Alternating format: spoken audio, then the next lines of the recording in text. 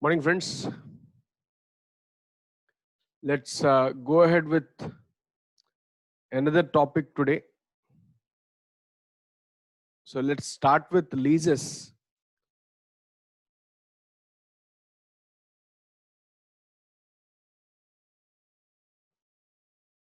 I will first explain you what's there in leases. Then we will take up the problems and solve.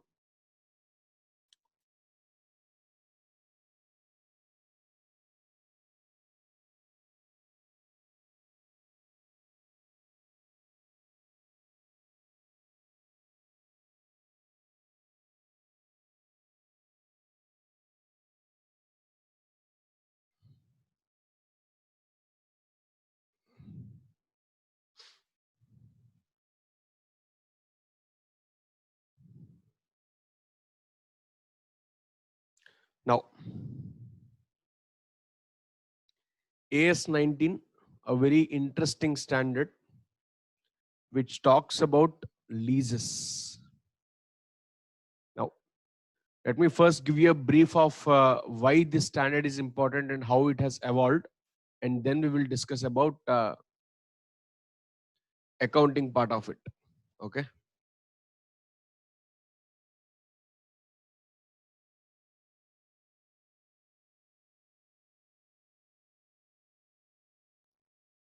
Yeah. Now, before this standard has come into picture long back in 1990s, in the balance sheet, the items whatever were disclosed, that is with respect to assets, whatever were disclosed were which are legally owned assets. Legally owned assets. That means if you legally own a particular asset, only that asset is something which is disclosed in the balance sheet. But there are some drawbacks by adopting this legally owned assets into the balance sheet. What are the drawbacks? I will not be able to showcase my full capacity of assets, full capacity of my workforce in the balance sheet. That means the machinery what I own alone might not be something which I use for my services or manufacturing facilities. In such case, assets which are leased out are not being disclosed on the face of the balance sheet. Thereby, it showcases as if the asset base of the company is very less by disclosing only something which I legally own the assets. Okay. Now, considering this difficulty, AS 19 was brought in, which talks about leases, that is leasing of assets. Assets which are leased, how accounting should happen with respect to those assets is the subject matter which we are going to discuss today. Now, having said about this, what does leases talk about? Leases says they are supposed to be identified into two categories. Number one, operating lease, and second, finance lease. I'm sure you guys know about the conditions for finance lease and all. I'm not interested in explaining each of those independently. Rather, my concentration is on how to make you solve the problems faster. How to make you solve the problems faster. That's my logic here. Okay. So there are few set of conditions which are there when you identify a lease as a finance lease. The conditions are: number one, the lease should be between a lessor and lessee, in which lessee uses the asset for substantial period of time. Substantial period of time. Now, what is substantial period? Substantial period is basically more than half of the useful life of the asset. Then I call it a substantial period of time. Okay.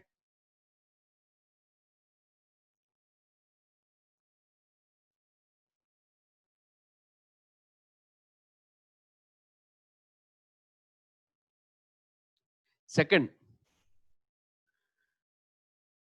the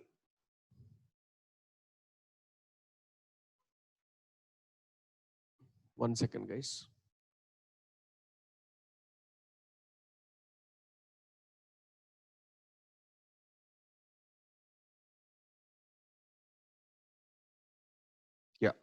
Sorry for the inconvenience. Yeah. So we are talking about when do we call something a finance lease. Okay. So second important aspect is there are something called minimum lease payments. Minimum lease payments.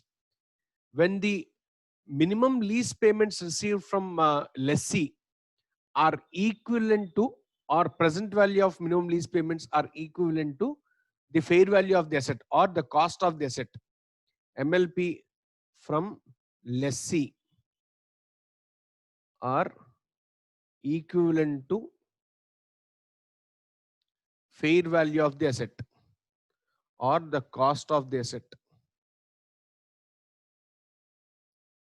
In such case, we call it a finance lease. Okay. Apart from that, the lessee is given control over the asset is given to lessee. And lastly, the lessee is given an option to buy the asset at the end of lease period.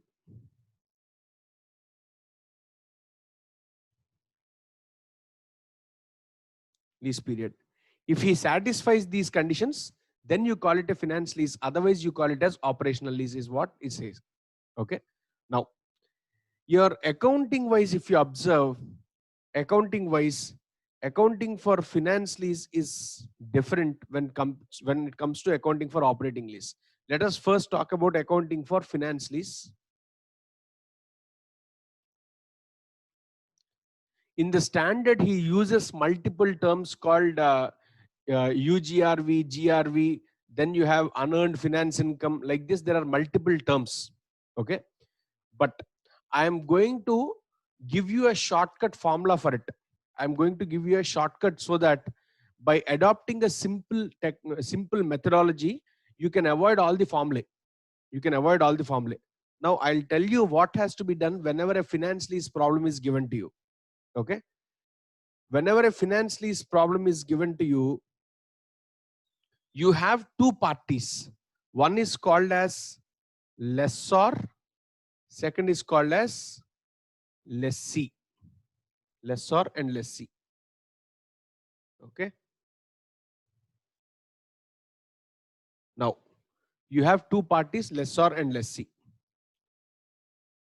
There are three things which you should prepare so that you can avoid every formula I tell you. Okay. Number one is called as a worksheet. Number one, worksheet. Second, your repayment schedule. Third is your accounting part of it, that is accounting entries. Very simple. Same way, from lessee's perspective also, there would be a worksheet. There would be a repayment schedule. Third, there would be accounting entries in his books. Believe me, adopt this method, you can avoid all your formulae. Now let us see. We will first talk only about lessor, then go to lessee. Okay. We will first talk only about lessor and then go to lessee.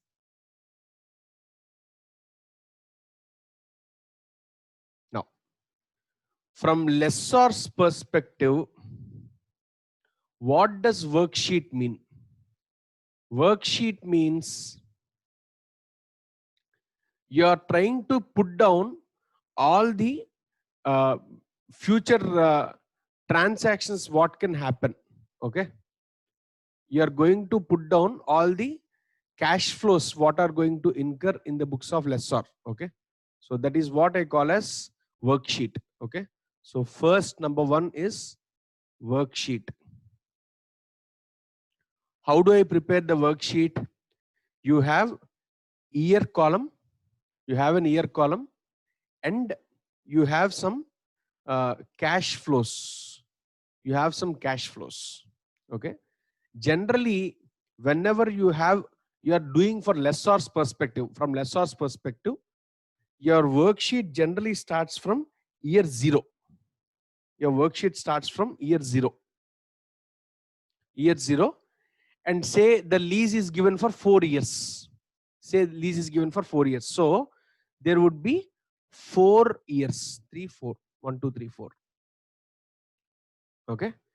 In year zero, initially lessor will have a outflow of cash flows. Yes or no?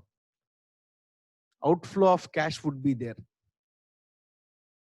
in year zero, because that is beginning of the lease term.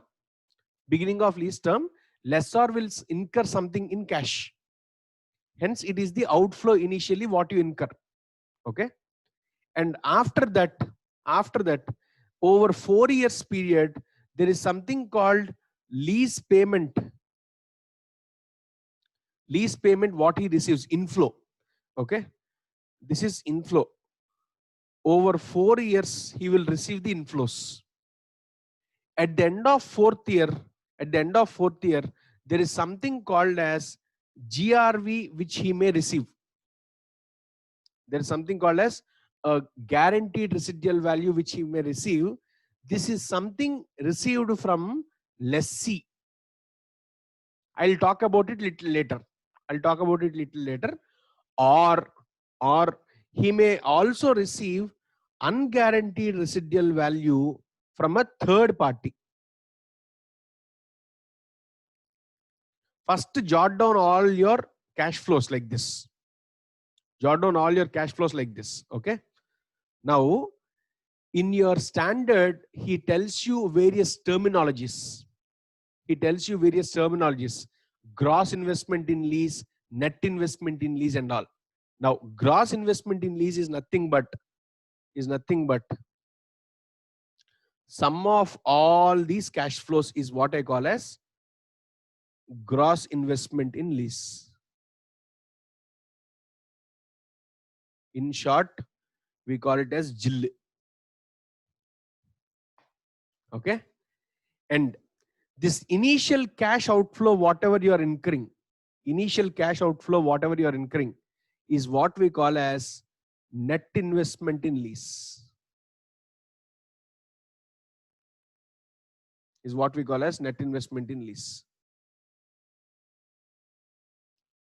short, we call it as NIL. Okay. Now, there is something called unearned finance income which is talked about. Unearned finance income, which is nothing but GIL minus NIL. Almost all formulae are done. Okay. Unearned finance income is nothing but gross investment in lease minus net investment in lease. Clear? So these are basically what you generally need. Okay. Apart from this, there is one more piece of information which is required for you. From lessor's perspective. That is what I call as IRR of lessor.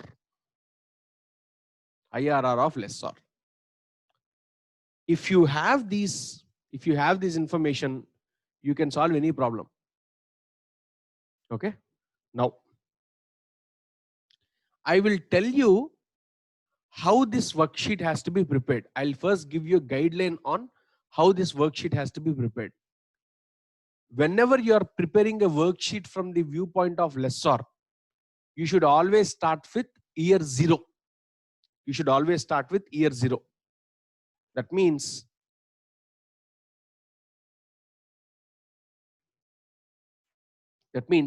you should start with cash outflows first.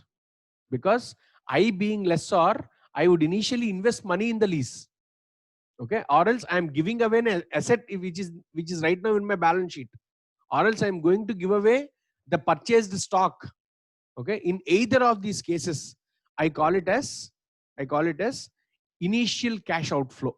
That is what I call as net investment in lease. Second, whatever cash inflows are there over period of time, recognize all those in your table, that is in your worksheet. Okay, when you prepare that worksheet, take all the cash inflows. Apart from cash inflows, there is something called a GRV or a UGRV which you would receive. What does GRV mean? It is guaranteed residual value. What does guaranteed residual value mean? Say, for example, I purchased a machine for 50,000 rupees. I'm giving you an example. I purchased a machine for 50,000. I gave it on lease for 4 years to a particular lessee. At the end of 4 years, lessee told that I will pay you a maximum of 3,000 rupees at the end of 4 years after using it for 4 years to buy over the asset. That means 3,000 is guaranteed to me. Okay. But if I look in the open market, an asset, the same asset which is used for 4 years is available for sale for 5,000 rupees. That means if the lessee does not buy the asset from me at the end of 4th year for 3,000 rupees, I can sell it in the open market for 5,000. What does that mean? The difference between these two, 2,000 rupees, is basically my unguaranteed residual value. Guaranteed residual value is the worst case, this is amount what I'm going to get. Over and above that worst case amount, whatever I receive is what I call as unguaranteed residual value. That's all. Okay. Now, when you take all these parameters in your worksheet and do, you will be able to come down with all the formulae very quickly. Okay. Now, net investment in lease is your initial cash outflow. Gross investment in lease is series of all the cash inflows what you receive during the lease period. That means the lease rental which is paid by lessee to you over lease period. Apart from that, there could be some guaranteed residual value which he has guaranteed to pay you if at all he is taking over the asset, or unguaranteed residual value from an outside party. Clear? This is what a worksheet is basically about. Apart from this information, you also need a IRR from lessor's perspective. Now, when you are in the books of lessor IRR is generally known. Okay. Now, when you have these three variables, what are the three variables? Three variables are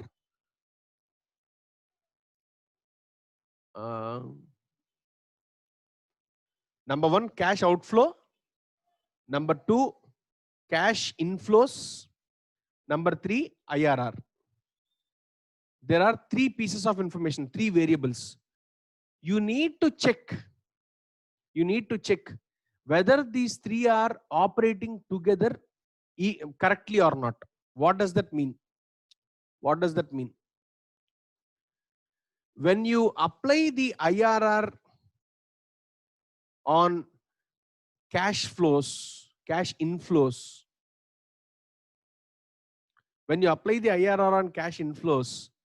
and bring them to present value of cash flows,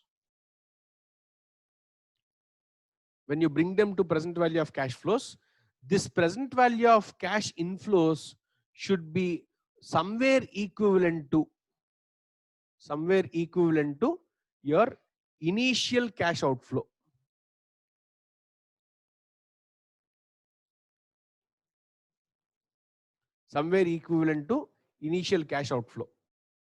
This is the objective of giving 3 parameters for us.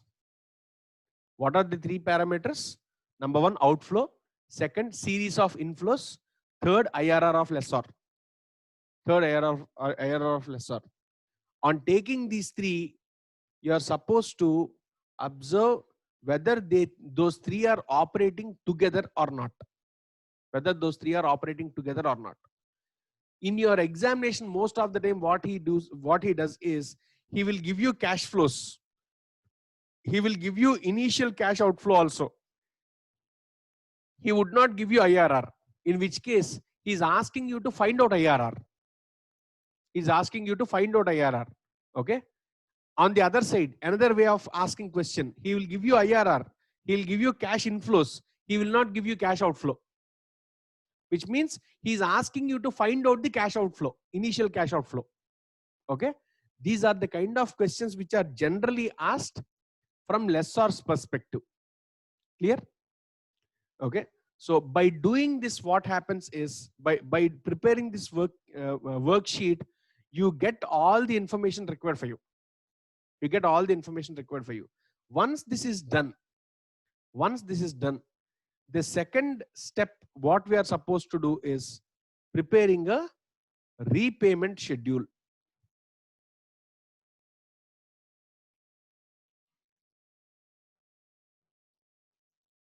Yeah, he would give you two variables and ask you to find out the third variable. Most of the cases, this is going to be the question from lessor's perspective. Okay.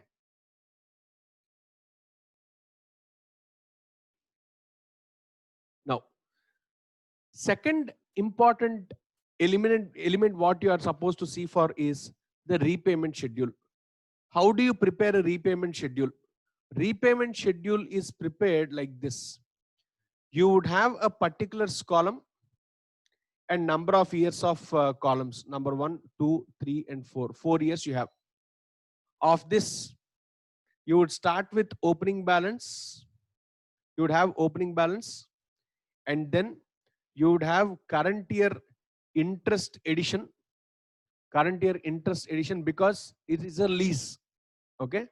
You would be given some repayment amount.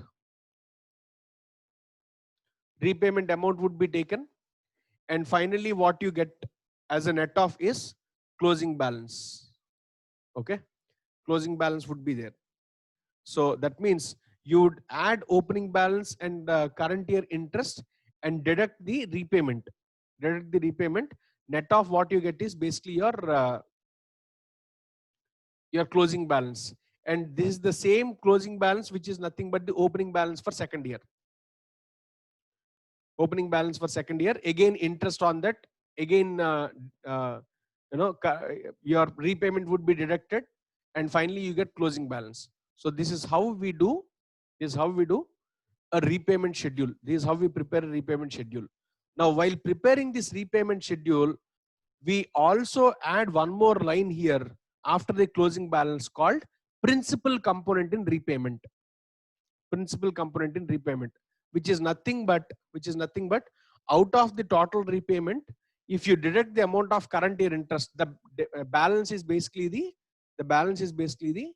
your principal component in your repayment amount, whatever you are repaying. Okay. So this is the repayment schedule which is supposed to be prepared.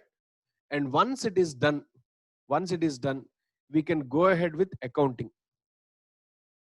Accounting is fairly simple in lessor books. Initially, on recognizing lease,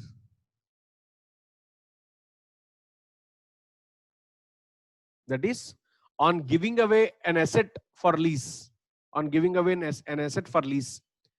at times what happens is you may give away an asset which is in your books of accounts.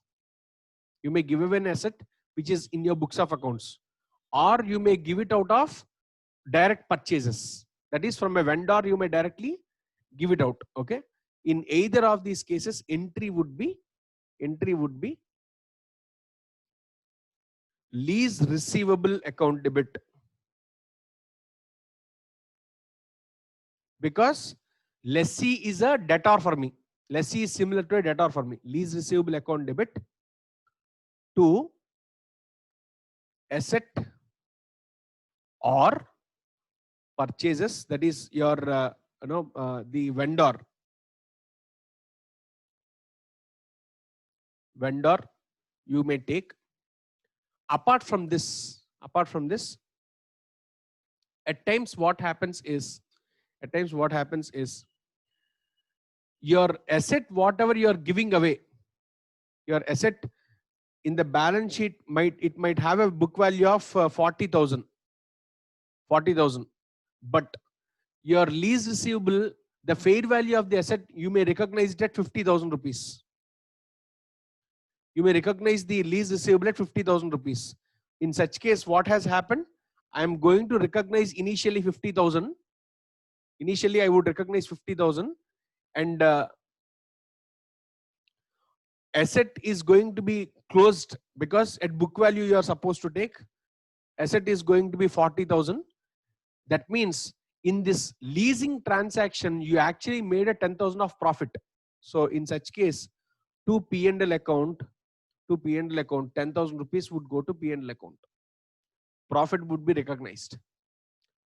Are you able to follow? I'll repeat once again. Initially, when you recognize the asset, lease in your books of accounts, in the books of lessor, you are supposed to debit lease receivable, which is nothing but lessee account in your books. While I debit it, I'll take the fair value of the lease liability, lease receivable. Say while adopting these three parameters, I got lease liability of 50,000. That is lease receivable of 50,000. Fair value of the lease is 50,000. Okay. But in my books of accounts, the asset is right now only 40,000. My books of accounts asset will be completely closed. I cannot continue to show it all in my books of accounts because I'm transferring the asset to some other party. Okay. And the balance 10,000 is what I recognize as profit, initial profit on leasing the asset. Okay. Now, once this is done,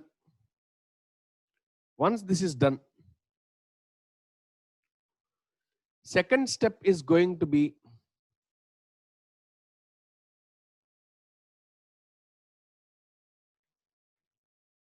so this is on recognition of lease. Second, at the end of each year, you will recognize interest income. You'll recognize interest income that is going to be again lease receivable account debit to interest income, interest on lease, otherwise interest on lease. So whatever be the interest income, you would recognize. And third entry would be receipt of your repayment, receipt of repayment. So it's going to be bank account debit to lease receivable.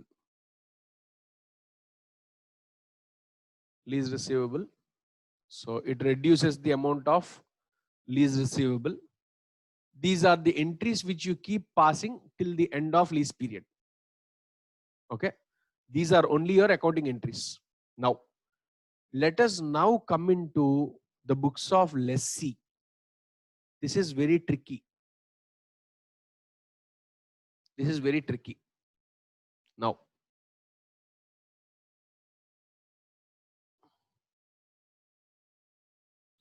again, as I told you earlier, from lessee's perspective also, you have to prepare 3 pieces of information. What are the 3 pieces of information? Worksheet, repayment schedule, third accounting. Now, let us first see how a worksheet in lessee's books would be first.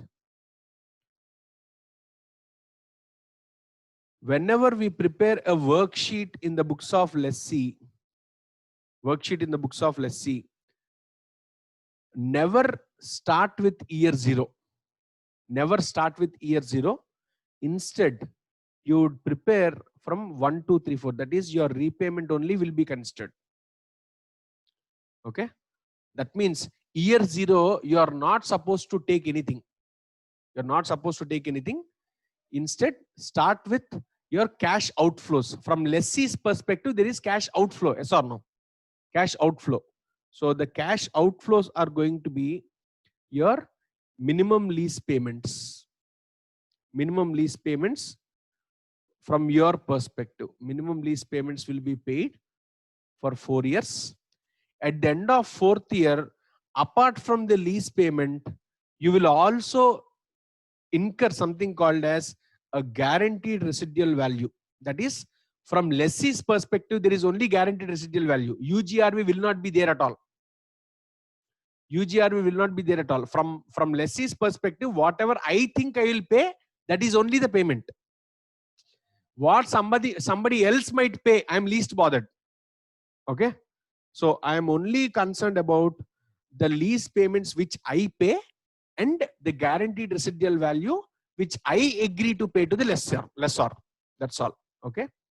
So these are the cash flows what you may have from the viewpoint of lessee. From the lessee viewpoint. Now, here, what you need to be cautious about, I'll tell you.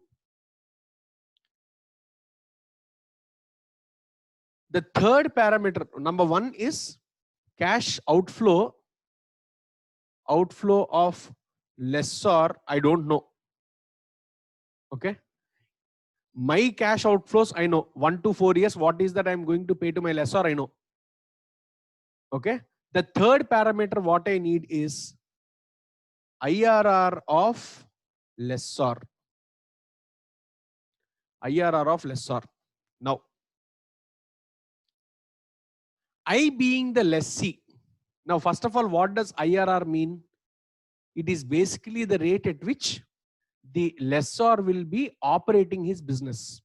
If he makes at least that amount of, that percentage of profit, that percentage of income by entering into this transaction, he will execute this transaction. Otherwise, he will not execute this transaction. That is what IRR generally means. Okay. Now,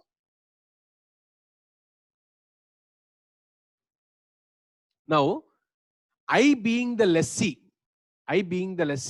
will I get to know at what percentage my lessor is operating? I'll not know. Predominantly, I'll not know. Luckily, in your questions, what happens is he would tell you what is the IRR of lessor. Okay. He would tell you what is the IRR of lessor, or he would give you a hint stating that the assumed IRR by lessee about the lessor is XYZ. Some percentage he would give you. Okay. So that means IRR of lessor is the third parameter which I need, but generally I don't know. Generally I don't know. I only go by an assumption. I generally go by an assumption that maybe lessor would be operating at 20% profits or 20% IRR. Hence, I would assume 20% as the cash flow, 20% as the IRR of lessor. Okay. So this is the assumption what I start with and solve the problem. Okay. Now, why do I go with an assumption of IRR? Because I don't know at what price the lessor has initially bought the asset in the open market. Okay. Take a simple example. I'll tell you why I don't know, why I have asked you not to take cash flow in year 0. I'll give you an example. I am a individual, I'm someone who uses a particular asset. That's all. Say I'm someone who uses a air conditioner. If I go into a retail shop and ask what is the price of a particular air conditioner, he would say air conditioner is 50,000 rupees. Yes or no? Same air conditioner, if the wholesaler asks to a particular manufacturer, AC manufacturer, what will manufacturer tell him? Because he is going to buy in bulk quantities, bulk quantities, he may be given such the same air conditioner for 40,000 rupees. Yes or no? Now, the wholesaler is the one who is actually leasing the asset to me. The wholesaler is the one who is actually leasing the asset to me.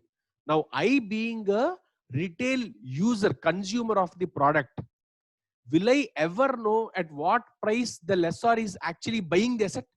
I'll never know. I'll never know. Hence, what standard suggests is don't go with initial cash outflow at all. Don't go with initial cash outflow at all. Instead, start with your own minimum lease payments. What all are you are incurring? What is that you are incurring? Start with that. Start with that. And there is something called guaranteed residual value, which you are also guaranteeing to the lessor. Take that also. Take that also. When you discount all these numbers, when you try bringing them all these numbers to present values, at what rate will you bring them to present values? At the IRR of lessor. Generally, you don't know, but you will go with an assumption that this could be the IRR of lessor and start the problem. Okay. When you bring them down, to present value, that is, when you apply IRR on these lease payments, you get an initial value. Okay. Say you have got 50,000 here, present value of all minimum lease payments and GRV. When you do, you have got 50,000.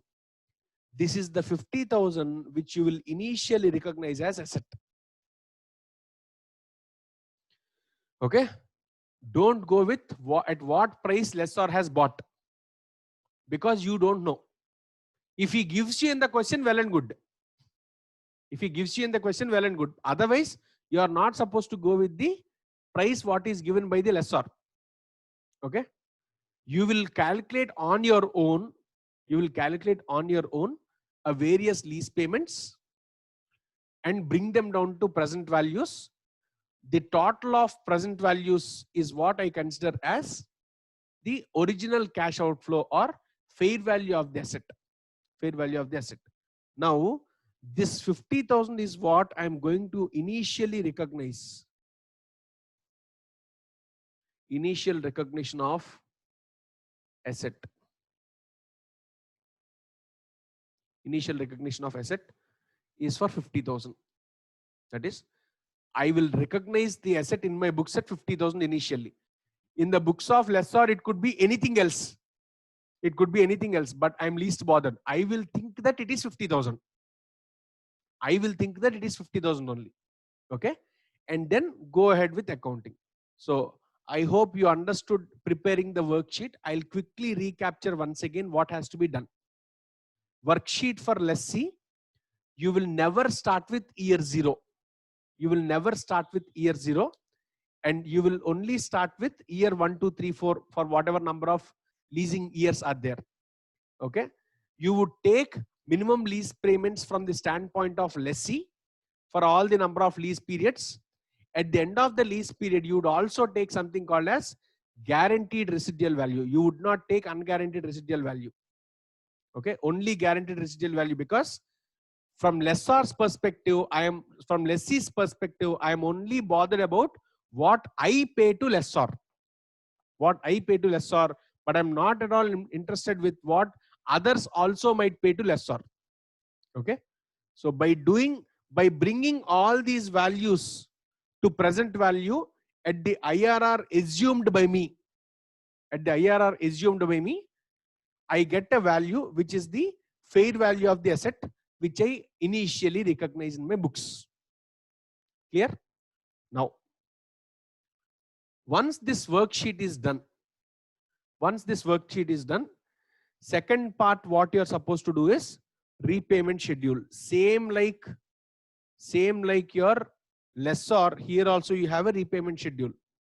However, here repayment schedule, again you would have opening balance, current year interest, okay, less repayment, that is whatever installment value is there. So this plus this minus repayment, you get something called as closing balance. Okay. So this is something which you take for multiple years. Year 1, 2, 3, 4. Over 4 years you take. Now opening balance, what you would take is the fair value of the asset which you recognized. That is 50,000 is what you have recognized. Yes or no? This is what you are going to recognize in your books. Okay. On that you will calculate current year interest using the IRR whatever you have used for discounting. Okay. Some value would be there, say 10,000 rupees. Okay. Repayment, say it is 20,000 every year for 4 years.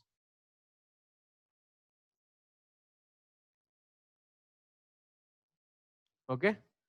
And closing balance is going to be, here it is 60 minus 20, 40. Okay. Again 40,000. Again say it is 10,000 only. I'm just giving you a rough number. It might not tally, but just giving you how it happens. Okay. On doing all this, over and above that, you would also mention about the principal in repayment. Principal in repayment is basically nothing but this 20,000 minus 10,000. 10,000 of interest is basically 10,000 of principal. Why do I need this information? Because for my accounting, all this information is required. Okay.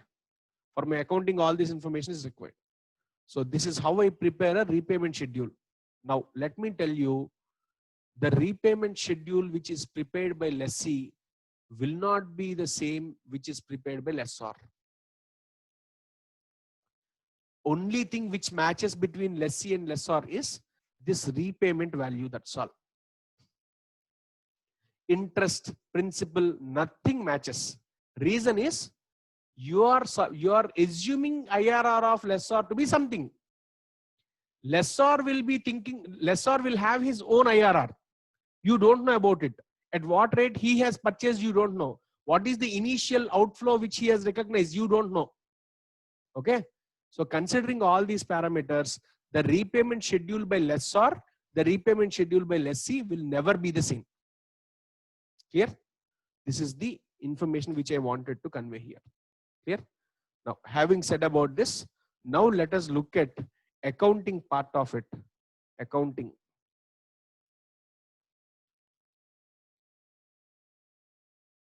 Accounting in the books of lessee.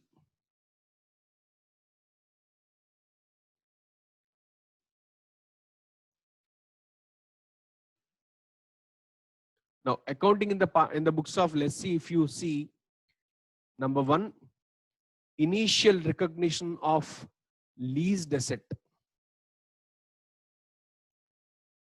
Initial recognition of leased asset should be done. How do I do it? I would recognize the leased asset. So, leased asset account debit to lessor. So, you are initially recognizing. Number 2, any down payment, if any. You may make some down payment. If there is any down payment, lessor account debit to lessee. Lessor account debit to lessee. Okay. And after that, on every balance sheet date, number 3, on every balance sheet date, there are few things to be done in that. Number 1, A, interest is to be added to the lease liability. Okay. So interest is to be added. So entry would be interest expense account debit to lessor. So that means by writing this entry, you are writing a due entry for interest payable. Okay. And then B, repayment repayment entry. What is repayment entry? Lessor account debit to bank, and apart from that there is something called depreciation to be charged. Depreciation entry. Why depreciation entry in the books of lessee? Because lessee is the one who is using the asset. What AS10 revised tells you is not just AS10 revised, even the erstwhile AS6 also. Erstwhile AS6 also, depreciation is supposed to be charged in the books of accounts who actually use the asset. Hence, depreciation entry comes in the books of lessee, but not the lessor. Okay. Now, depreciation entry is going to be depreciation account debit to leased asset. On completing all these entries, number 4, you are supposed to transfer interest expense and depreciation to P&L. Entry is going to be P&L account debit to interest to depreciation. Clear? This is what accounting in the books of lessee is going to be. Okay. So with this info, I'll repeat once again, guys. In the books of lessee books, I'll repeat once again. Please see. So initially you recognize the leased asset in the books. So for that entry is leased asset account debit to lessor. Later on, initially when you recognize, you may make some down payment to lessor.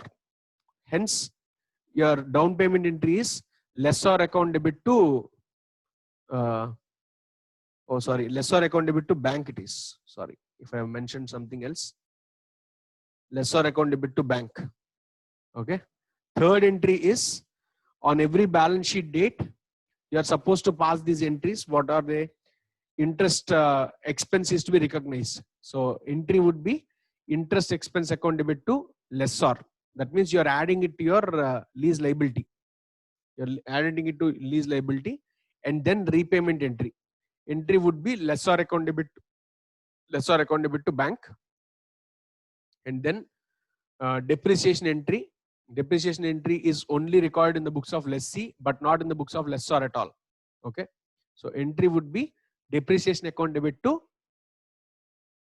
leased asset. And at the end of the year, you are supposed to charge depreciation and interest cost. Both should be taken to your P&L account. Okay. For that, entry is P&L account debit to interest expense to depreciation. That's all. Okay. So these are the entries in the books of lessee. I hope you guys are able to follow. Now let us get into questions.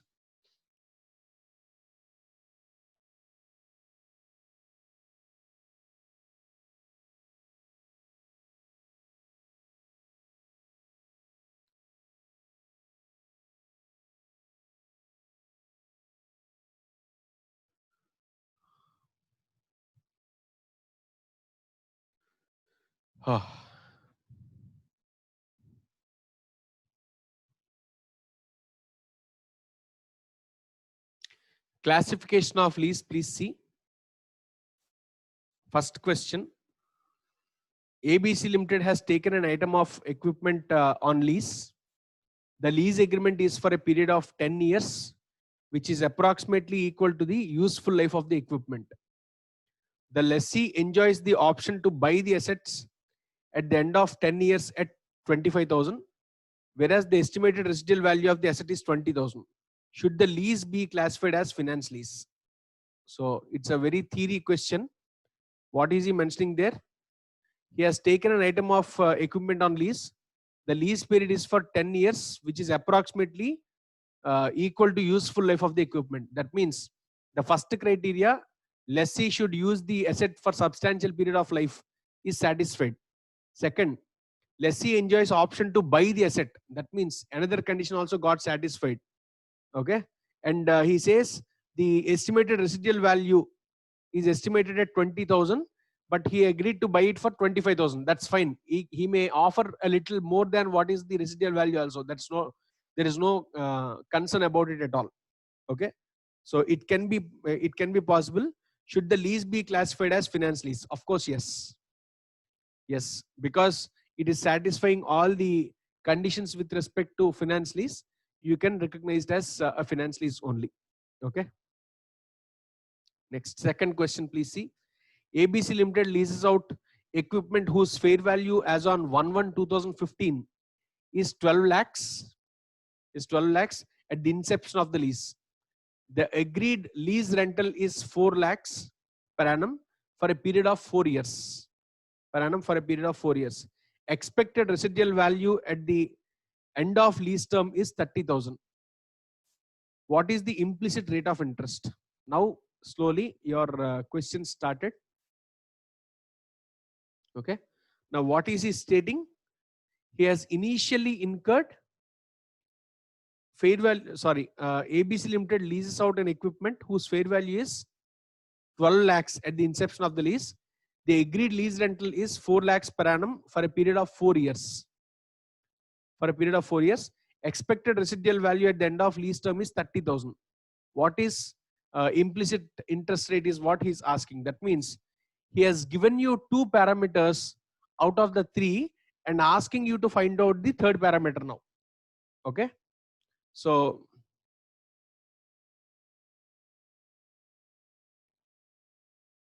all right, there's a question here. How can we present the solution for problem 1 in examination? Okay, I'll first tell you that, then we will get into second question. Now, first question, whenever a theory question like this is given, you are supposed to structure your answer. How do we structure it? First, write the context of the standard in which he is asking the question from. The context what he is asking from is about your whether it is a finance lease or not.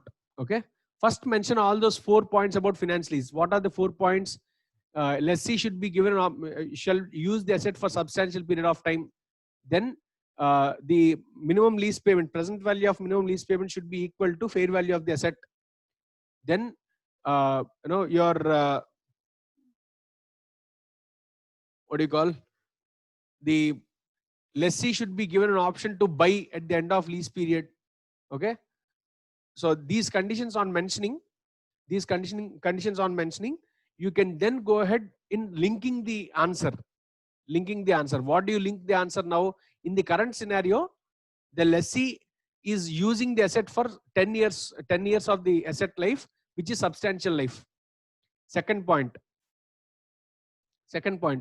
the lessee is given an option to buy the asset. And there is the price at which he's allowed to buy the asset is substantially low. The guaranteed residual value is already given. He is willing to buy the asset is what we can convey. So since all the parameters are getting satisfied, you can recognize it as finance lease is what you can mention. Okay.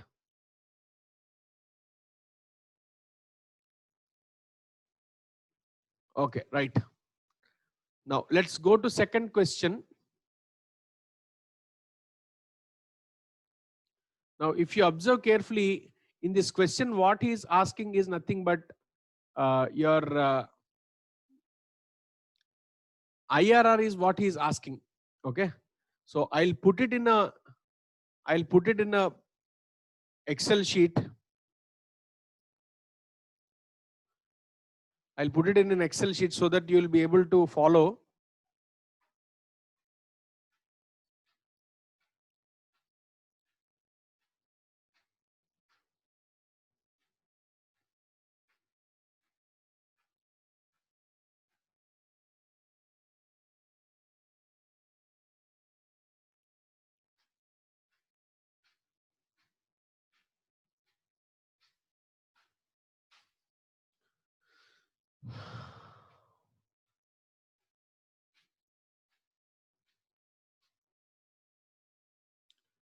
AS 19 second problem.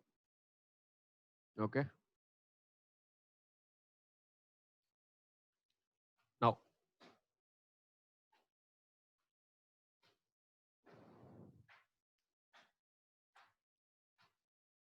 so he has given you years and cash flows are also mentioned. So 0, 1, 2, 3, 4. So 4 years is what he has mentioned. In the beginning of the year 1, he says the cash outflow is 12 lakhs. That is the fair value of the asset. Okay, the fair value of the asset is directly given here for you.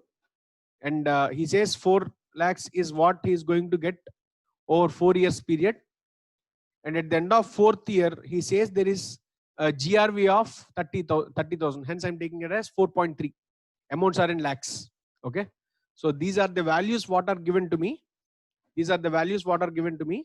I'll have to find out the percentage at which the present value of all these cash outflows is equal to initial fair value. Okay. So let us do it on test basis. At 10%, let us first do. Okay. At 10%, let me do. It's going to be 1 divided by 1.01. 1.1. Okay. This divided by 1.1. So discounted cash flows at 10% is going to be this into this. Okay. So value it is 12.88. 12.88. It is little higher. Okay. It is little higher. So let us increase the discount factor. Maybe we can take 13%. Okay. It's going to be in such case 1 divided by 1.13. Okay. This divided by 1.13.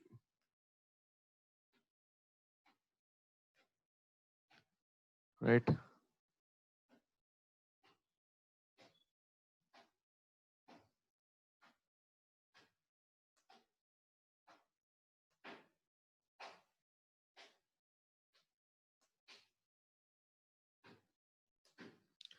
So 12.08. That means you may consider it as somewhere nearer to 13% as the IRR of lessor. Okay. So this is the answer what you need to mention for second question.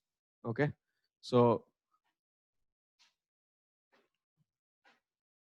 I hope you guys are able to follow. We have done it for 2 percentages.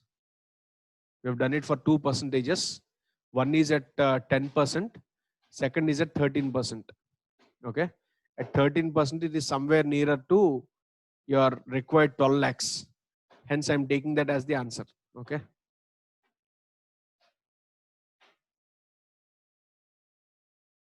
Clear? So 13% is what the correct answer for second question is. Clear? Any doubts before we go forward?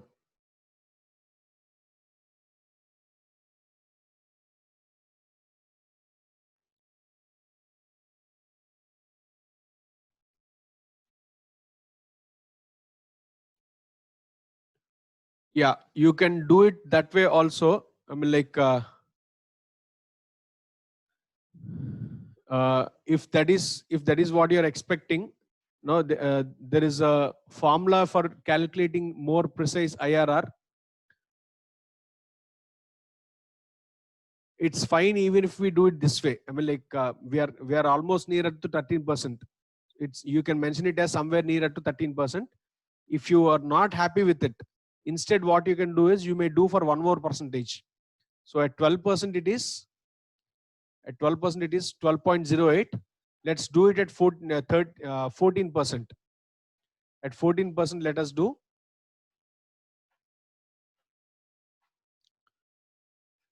Okay.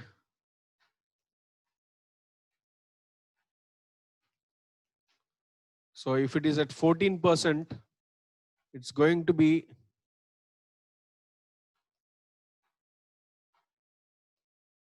11.83. That means, so for 1% of variance, for 1% of difference, the difference is basically 12.08 minus 11.83, which is 0.25. Okay. I need a difference. I need the difference for 0.08. Okay. I need it for 0.08. So it's going to be cross multiplication. Okay. Cross multiplication, that is for 0.25. If it is 1%, what is it for 0.08? You get 0.019. Okay. I hope you guys are able to follow. For 0.25 of difference, it is 1%, 1% which is varying. In such case, what is it for 0.08? In such case, it's going to be 0.019, 0199. That means your final IRR shall be 13% plus 13 plus this 0.199, which is 13.02. So let us try out at 13.02 now to confirm whether you have got that or not. Okay.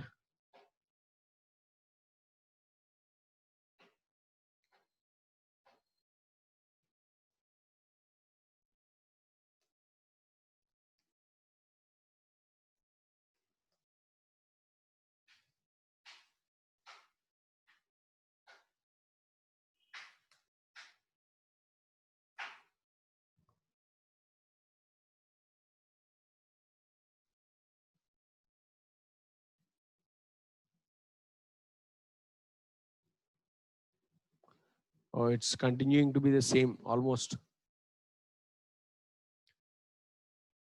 So maybe so 0.19, which indicates so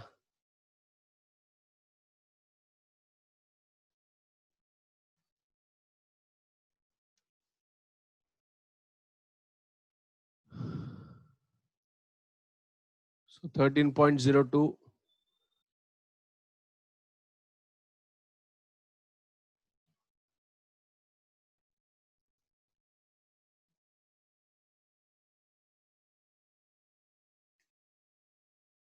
Maybe it is 13.2 actually.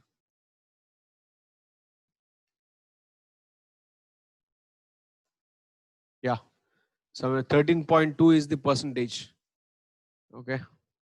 So it's basically what you're supposed to do is here it is going to be this into 100 because it is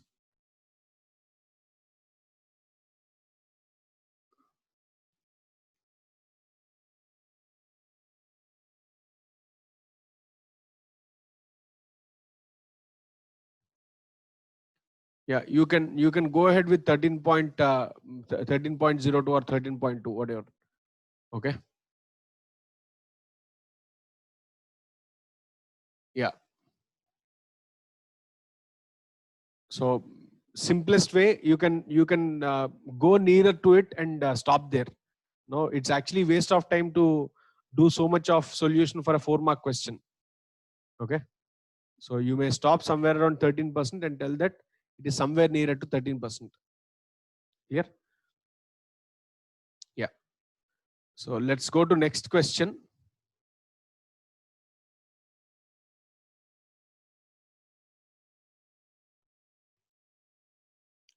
From the information given below, determine whether the lease is a finance lease or operating lease. Lessor's cost of the leased asset 80,000. Fair value of the leased asset on 1/1/2015 80,000. that is on inception of lease.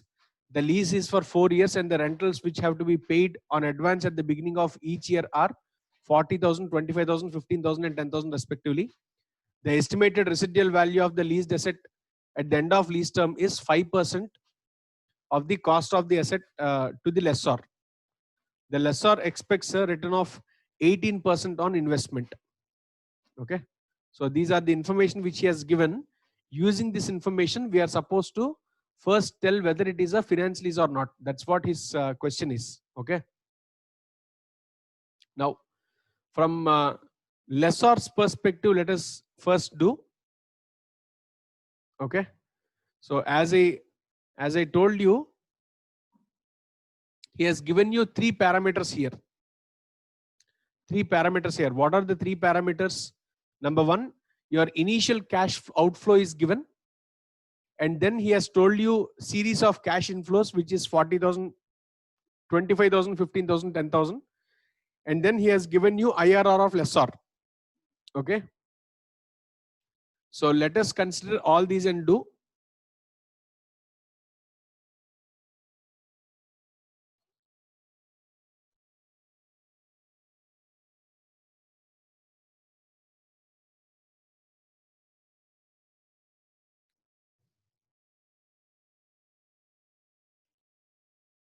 So third question, worksheet from lessor perspective. Worksheet from lessor's perspective. If you observe, you have year and cash flows. Years are starting from 0, 1, 2, 3, 4. Okay. So initially you have invested how much? It is 80,000. Okay. Cash outflow is what he has mentioned. And periodic cash inflows are 40,000, 25,000, 15,000 and 10,000. Apart from 10,000, at the end of 4th year, he is also receiving a guaranteed residual value of 5% of the asset, which is 5% of 80,000, which is 4,000. Okay. 4,000. Now you are supposed to check. You're supposed to check whether the present value of these cash flows at the discount factor which is given is equivalent to 80,000 or not. Okay. So let us do that. So he has given you a discount factor of 18%. So 18% is what I'm considering. Discounted cash flows is what I want. Okay. Is equal to 1 divided by 1.18. Again, this divided by 1.18. Okay. So this is going to be the same for 4th year. Okay. So this into PV factor. So total of all these, if you observe,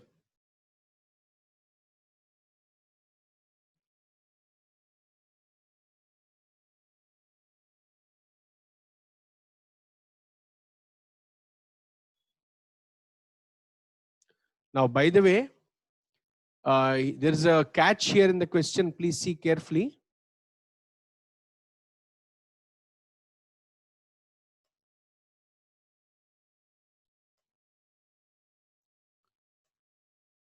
There's a catch here in the question. Please see carefully. I'll show you in the question.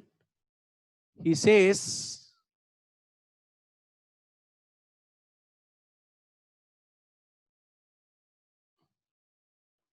please see in the question,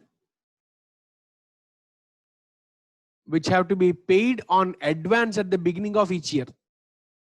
That means if it is being paid in the beginning of each year, if it is being paid at the beginning of each year, for the first year it's going to be 1. For the first year it's going to be 1 because immediately on giving away the asset I'm getting 40,000. That means it is at today's value only. It is at today's value only. Hence it's going to be this into 1, 40,000. So in which case The present value of cash inflows is basically 80,480 rupees, which is more or less 80,000. Hence, the IRR is correct only. Okay. So the present value of minimum lease payments is equivalent to 80,000. Hence, we can consider it as the current IRR is correct. Okay. The fair value of the asset is also correct. Okay. Now, from lessee's perspective, will this solution change? Will not change. Reason is, he told you that it is the fair value of the asset, and he also gave you the uh, discount factor for lessor. Discount factor for lessor. Now, the answer would have changed for lessee. The answer would have changed for lessee had the question mentioned about UGRV also. Had the question mentioned about UGRV also, the answer would have changed for lessee. Okay. For example, in the same question, if he has mentioned that over and above GRV, there is 3,000 of UGRV. 3,000 of UGRV. In such case, your present value of lease payments from standpoint of lessor would be 80,305. 80,305. However, from lessee's perspective, it's going to be like this.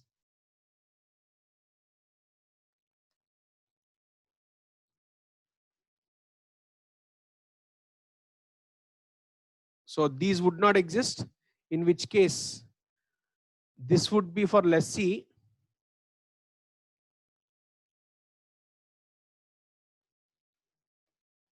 From lessee's perspective, this would be the answer. From lessor's perspective, the first part would be the answer. I'm just extrapolating a scenario. Okay. Because lessee will never be bothered about UGRV. Only lessor will be bothered about UGRV. Okay. Hence, these would be the solutions if you have multiple items in the lessor's books. Okay. All right. Let's go ahead. Next question.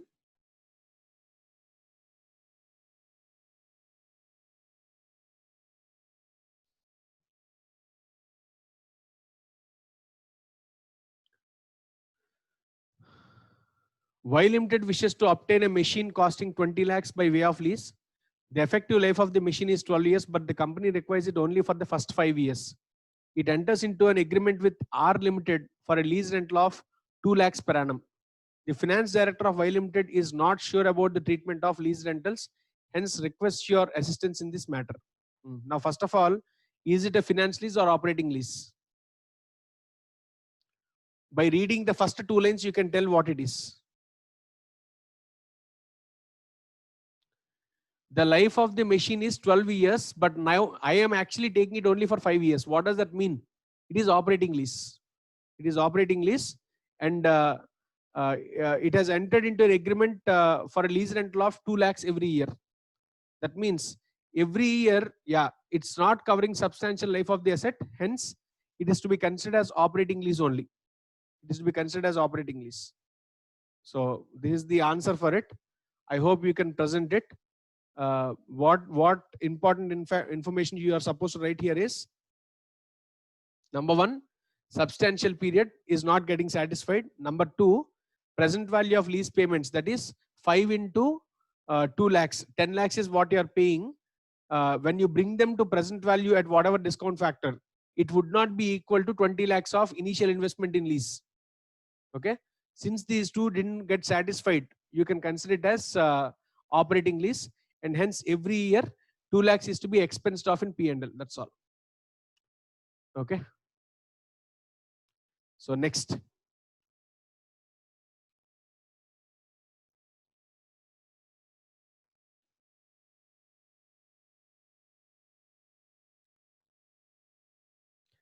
An enterprise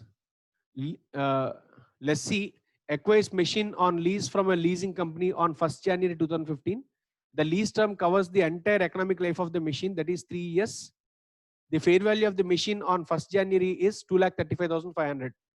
The lease agreement requires the lessee to pay an amount of 1 lakh per annum beginning from 31st December 2015, that is end of the financial year. The lessee has guaranteed a residual value of 17,000 to lessor. The lessor, however, estimates that machinery would have only 3,500 salvage value on 31st December 2017. The implicit rate of interest is 16%. Show the operation of lease in the books of accounts of both the companies in accordance with AS 19. Now, first of all, here he says there is a guaranteed residual value of 17,000 by lessee. Okay. However, the salvage value is only 3,500. That means your GRV is greater than UGRV.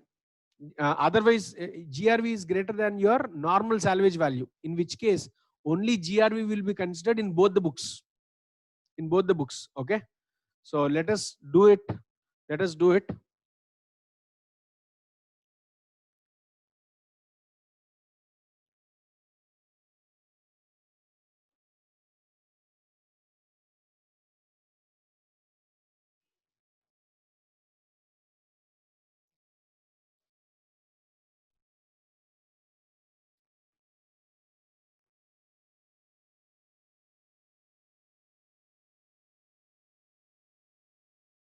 So this is problem number 6, sir.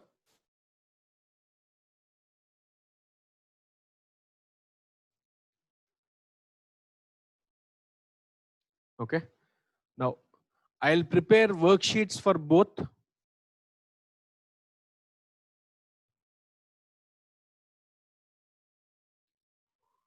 Worksheet for lessor, worksheet for lessee.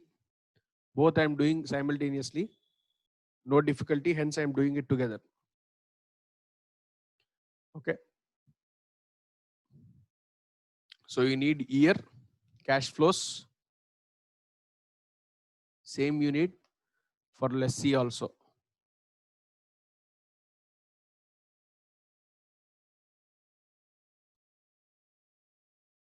Okay. Now years are 0, 1, 2, 3. Okay. Same years you need here also. Initially you have invested 2,35,500. Okay. This you are not supposed to take because lessee does not know. Okay. At the end of each year, what is happening? You are getting 1 lakh, 1 lakh, and 1 lakh. At the end of third year, you are also getting 17,000. Okay. So these are the same cash flows which you are getting for lessee also. For lessee also. Okay. Now you are supposed to see. You are supposed to see whether you have any, whether the the discount factor given matches with the parameters given. That's all. 16% is the rate at which you're supposed to take. I'll prepare it right away here. Okay. So 16% and discounted cash flows is what we need. So is equal to 1 divided by 1.16 divided by 1.16.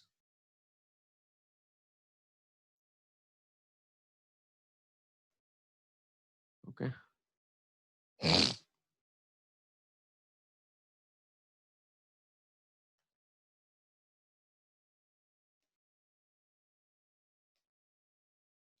So it is somewhere nearer to 2,35,480, which is equivalent to 2,35,500. Okay.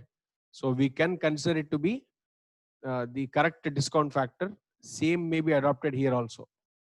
Same may be adopted for lessee also. Okay. So we are done with preparing worksheets for both the lessor and lessee. Now repayment schedule, since he has told you 2,35,480 as the fair value of the asset, I will consider it as 2,35,500 only, somewhere nearer to it. Okay. Hence we can prepare a common repayment schedule. Okay, so repayment schedule for both lessor and lessee.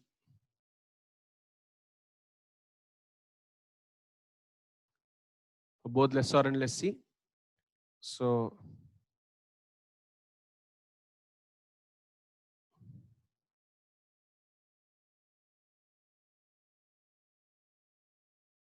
let us prepare that. It's going to be particulars.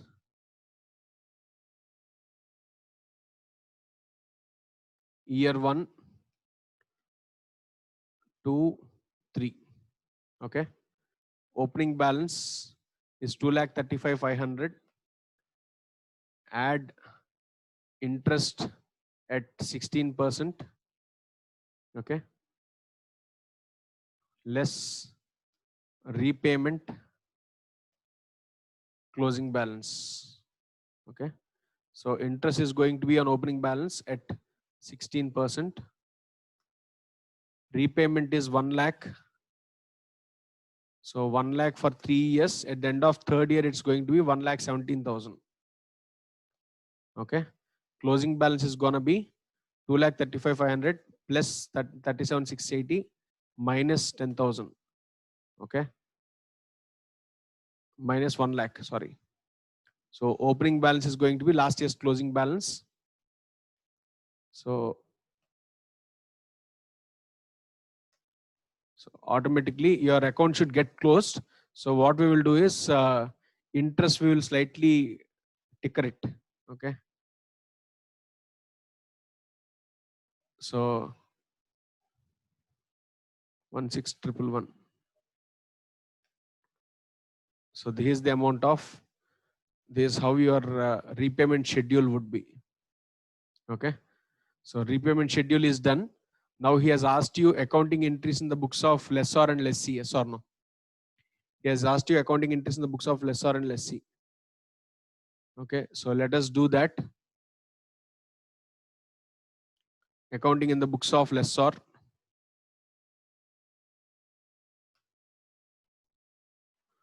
So let us start with number 1, which is recognizing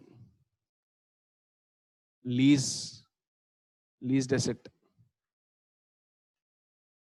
Okay, that is lease receivable, in fact.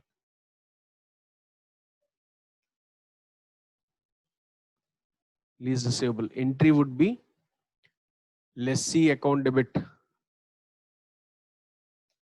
Lessee account debit to asset. Okay, it's going to be 2,35,500 and 2,35,500. Clear? And then number 2,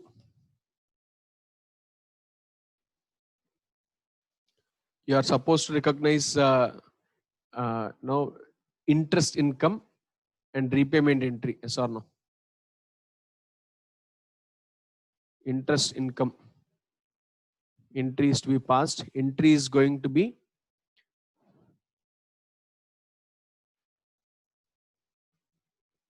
lessee account debit to interest income. To interest income. The interest what you would recognize is this. Okay. So same value you take. Second year, I'm writing entries directly for all the 3 years here itself. Okay. So third year, it's going to be this and this. Okay. So these two are for first year. These two are for first year. These two are for second year. These two are for third year. Okay. Then third, receipt of installment.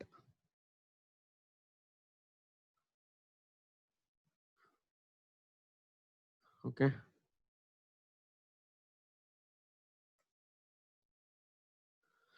So entry would be bank account debit to lessee. Bank account debit to lessee. Value is going to be 1 lakh. Yes or no? So I'll copy these as it is first and make some small changes. It is C16, D16, E16. Okay. These are your entries which you will recognize for receipt of installment. And apart from this, fourth entry is going to be recognizing income in P&L. So that is transfer income, interest income to P&L.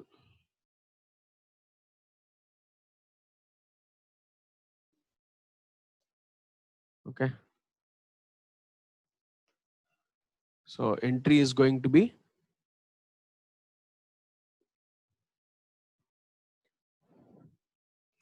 interest income account debit to P&L account. Okay.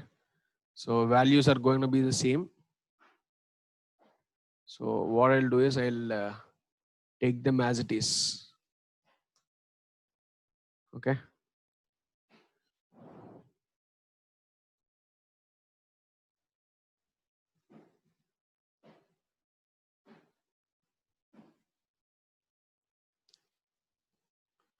Done. So these are the entries in the books of lessor. No entry will be recognized for depreciation. Depreciation is supposed to be accounted only in the books of lessee. Okay. So now that we are done with lessor books of accounts, let's go ahead with lessee's books of accounts now. Okay. In the books of lessee.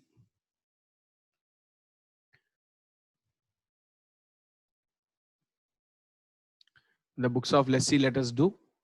Now, in the books of lessee, the first entry is going to be your recognition of asset.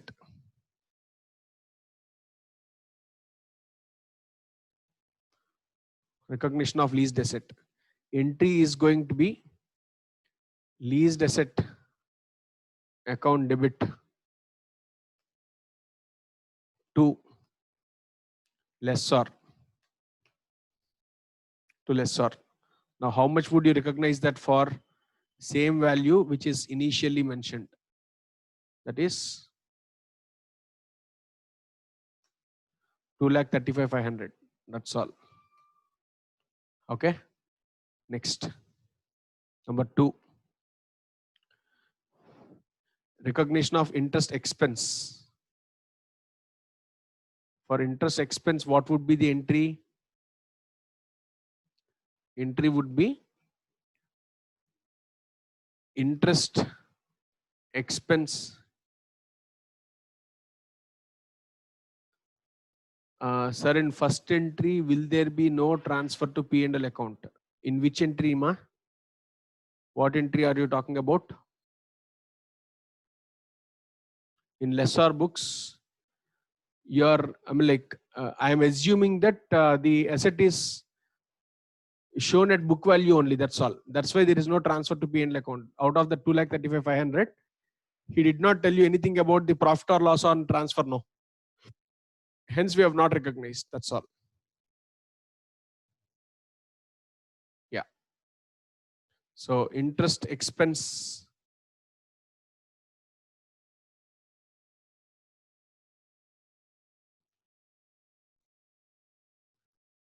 Account debit to lessor. Lessor. The value is going to be same values we can take. Okay. Clear? And then there is repayment.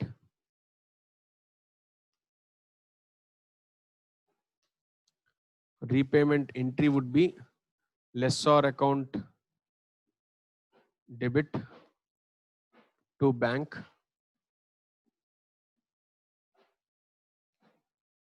Okay.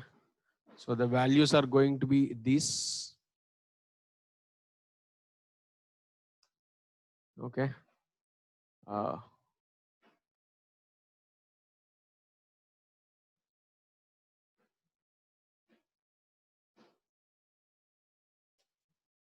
okay.